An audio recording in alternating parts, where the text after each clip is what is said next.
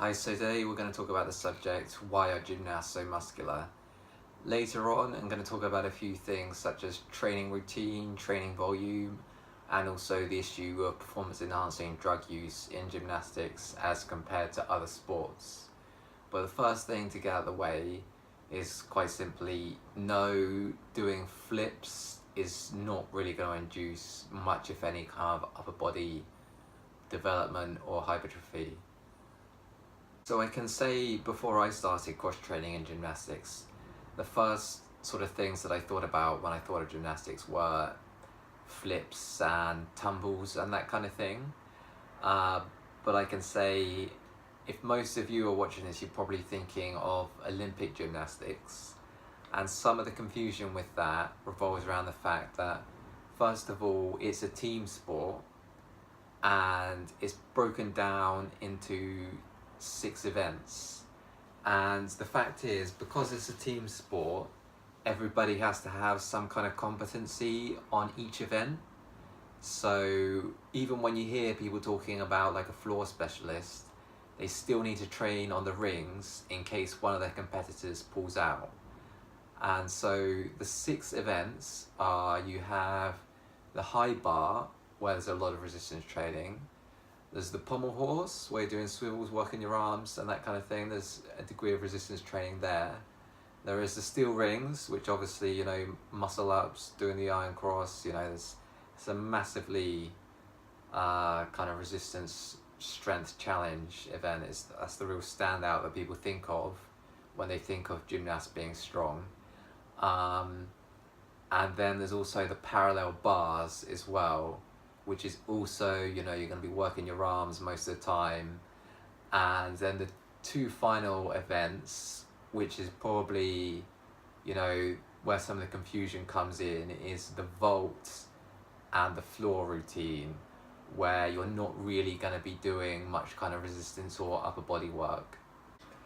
So in terms of weight training, you do see modern gymnasts weight training. Some of the old school ones don't tend to, and they still manage to develop a lot of upper body muscle mass. The training style is generally 6 hours a day, very high volume, not working towards their max, working within themselves quite a lot. There's a little bit of endurance kind of training for some of the sort of longer routines, like the floor, where you're performing for, I think, 60 seconds, maybe slightly longer. But it's a lot of focus on sort of power and strength training during that routine. So here are a few clips of my gymnastics training.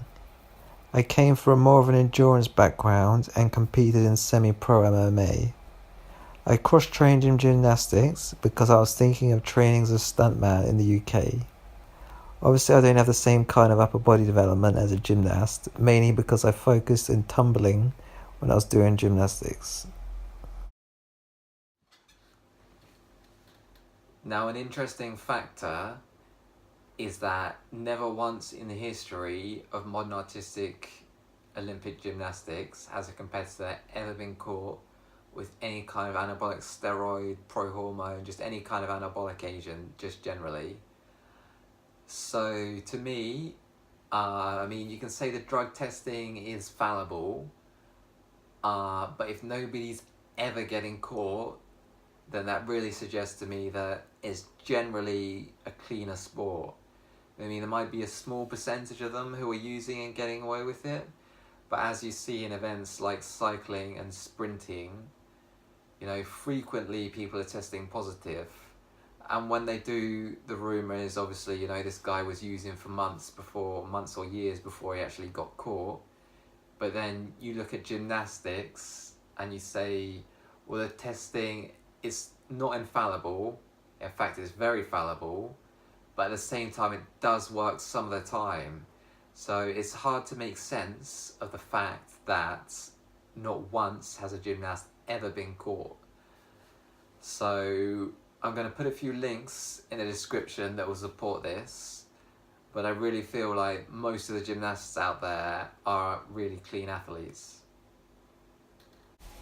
So I took this screenshot from the Wikipedia article on doping cases in athletics. And you can see here the kind of agents they're testing positive for: dianabol, testosterone, trinabol, nandrolone, winstrol, all well-known anabolic agents. And by comparison, in the few cases of doping in gymnastics, not once has a competitor ever been caught with any of these kind of anabolic agents. So that concludes my video. Please let me know in the comments if you've taken issue with anything that I've had to say, or if you have any other questions.